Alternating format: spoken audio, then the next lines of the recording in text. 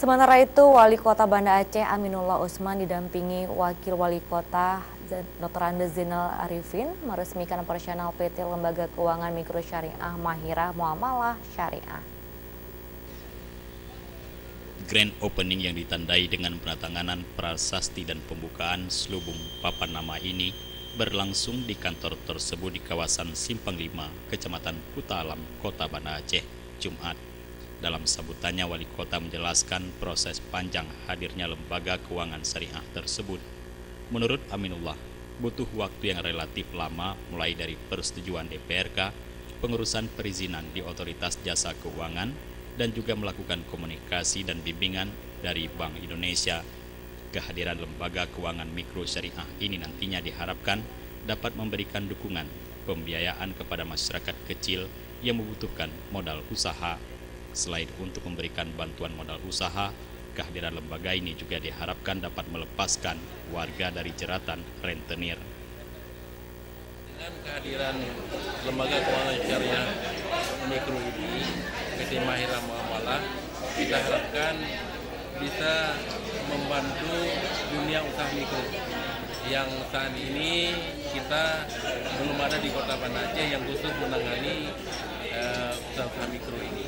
Kemudian juga lembaga keuangan ini adalah sebagai cita-cita kami pada saat kami berkampanye bahwa kami akan membangun lembaga keuangan syariah mikro. Direktur Utama PT LKMS Mahirah Muamalah Syariah Hanansah SEAK menyampaikan lembaga yang dipimpinnya menawarkan sejumlah produk, diantaranya berupa dana amanah, yaitu tabungan investasi muamalah dan titipan atau wadiah, dana sosial dalam bentuk CSR, investasi Al-Hasan, infak dan wakaf. Selain itu, PT MMS juga menawarkan dana amanah dalam bentuk deposito investasi muamalah dan deposito investasi mahirah. Kita bukan kelasnya bank perbankan, kita bukan juga kelasnya BTN, kita kelasnya seperti koperasi, tapi lembaga kita berbentuk PT, sehingga kita lebih fleksibel untuk bagaimana membantu masyarakat supaya masyarakat ini bisa mandiri dari permodalan yang bisa kita berikan sehingga bisa bermanfaat bagi mereka.